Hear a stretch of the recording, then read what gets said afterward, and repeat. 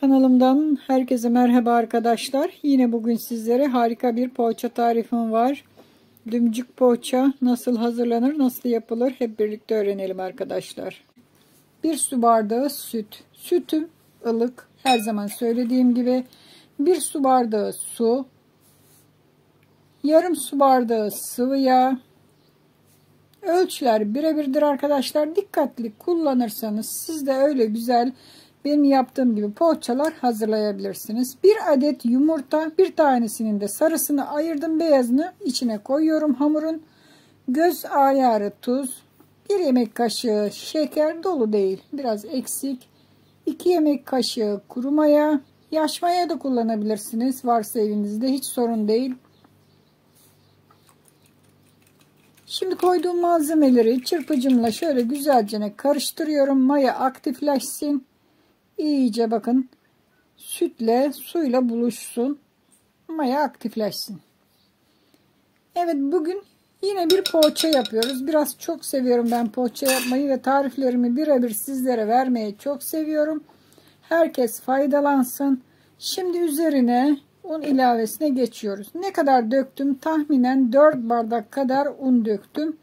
İlk aşamada her zaman söylediğim gibi biraz çok döküyorum ve kaşık ile karıştırıyorum elim batmaması için.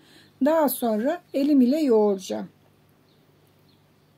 Sadece sıvı olduğu için ilk aşamada unu biraz fazla döküyorum. Tahminen dediğim gibi 4 bardak un döktüm buraya.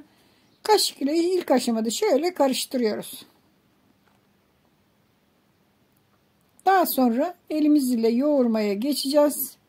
Artık un ilavesini yavaş yavaş ilave etmeye başlıyoruz. Çünkü fazla kaçarsa hamurumuz sert olur ve poğaçalarımız güzel kabarmaz. Tıkışık olur. Onun için tıkışık olmasını istemiyoruz. Kaşık ile karıştırma işlemi bitti. Kıvamı tuttuğu zaman un ilavesini keseceğim.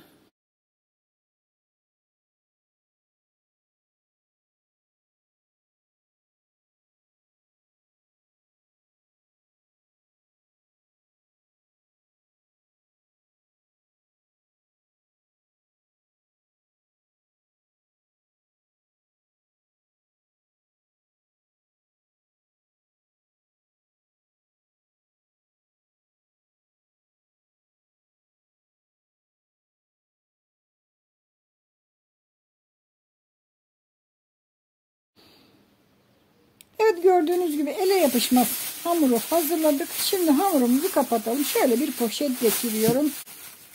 Mayalanması için 1 saat, yarım saat ya da 1 saat arası bekleteceğiz.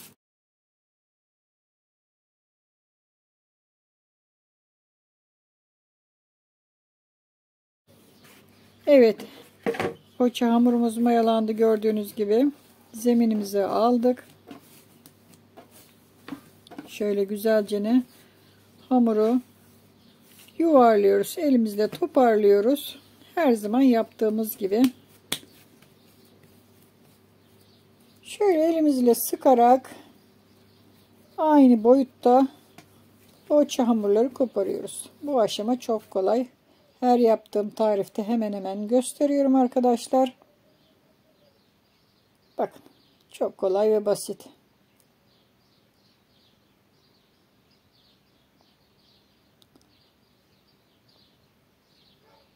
Bu şekilde tamamını hazırlayacağız.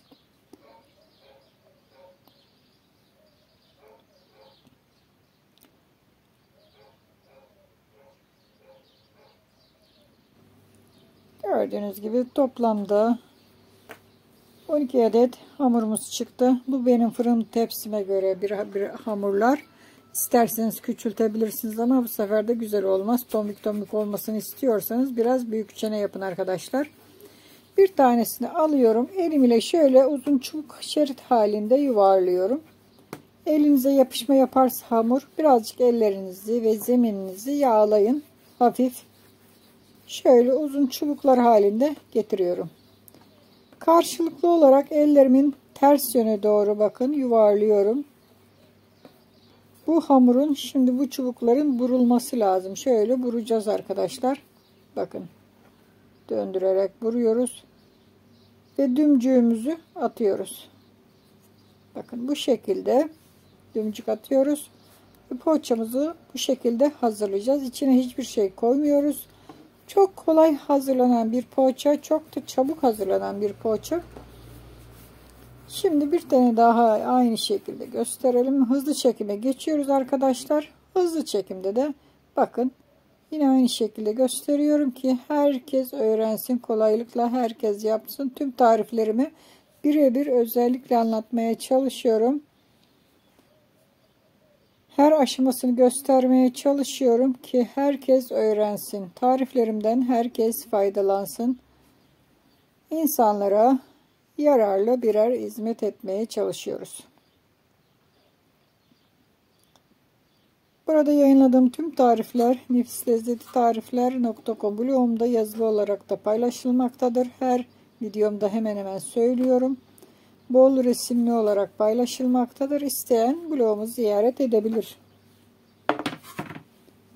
Evet, birazını yaptım. Şimdi kalanları da aynı şekilde hızlı çekimde yapacağım arkadaşlar. Şöyle bir fırın tepsisine verdiğim ölçüler tamam, iyi geliyor. Genelde ben bu fırın tepsisine göre yapıyorum tariflerimi.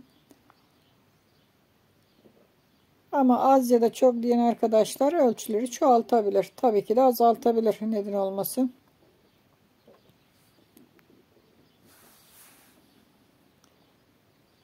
Evet. Dümcük poğaçalarımız çok güzel oluyor. Bakın görüntü çok süper bir görüntü oluyor. Gördüğünüz gibi poğaçaları hazırladık. Toplamda 12 adet poğaçamız çıktı. İçlerinde peynir yok. Peynirsiz. Bunları peyniri artık yerken poğaçaları tüketebilirsiniz. Bunlar boş olarak hazırlanıyor. Boş poğaça. Şimdi bir yumurta sarımız var. Ayırmıştık daha önceden. Üzerine şöyle bir miktar sıvı yağ döküp poğaçaların üzerine sürüyoruz yumurta sarısını. Sabah kahvaltılarınızda bu poğaçayı yapıp tüketin arkadaşlar. Çok çabuk olan bir poğaça, fazla da zahmet istemeyen, uğraştırmayan, çok kolay bir şekilde hazırlanan bir poğaça. Evet, yumurta sarılarını her yerine gelecek şekilde güzelce tüm poğaçalara sürdük. Şu anda poğaçalarımız hazır, fırına girmeye hazır. 200 derece fırında. Tabii ki herkesin fırın ayarı başka olabilir. Kendi fırın ayarınıza göre ayarlayın. Kızarana kadar pişireceğiz. Kızardığı zaman fırından alıyoruz. Gördüğünüz gibi poğaçalarımız tombidik tombidik kabardı ve şişti. Çok da güzel oldular. Puf puf kabardılar. Harika görünüyor. Şimdi üzerine şöyle birazcık sıvı yağ gezdiriyorum. Bunların da kuruluğunu alması için üzerindeki kabuklarının, bir de parlaklık vermesi için sıvı yağ sürüyorum. Bu bir püf noktasıdır. Herkes bunu göstermez ama ben gösteriyorum takipçilerime. Onlar da öğrensin, onlar da yapsın. Bilgi paylaştıkça güzeldir. Elimden geldiği kadar kendi bildiğim bilgilerimi takipçilerimle paylaşmaya çalışıyorum. Evet, muhteşem oldu ve hazır arkadaşlar. Umarım sizler için hazırlamış olduğum dümcük poğaça, içi boş poğaça tarifimi beğenmişsinizdir. Tariflerimi beğeniyorsanız beğen tuşuna basın. Kanalıma abone olmadıysanız abone olun. Sosyal medyada tariflerimi paylaşın arkadaşlar. Abone olan arkadaşlar da lütfen bildirimlerini açsın ki paylaştığım zaman tariflerim bildirim olarak size gelecektir ve videomu izleyeceksiniz. Hoşça kalın, afiyetle kalın arkadaşlar.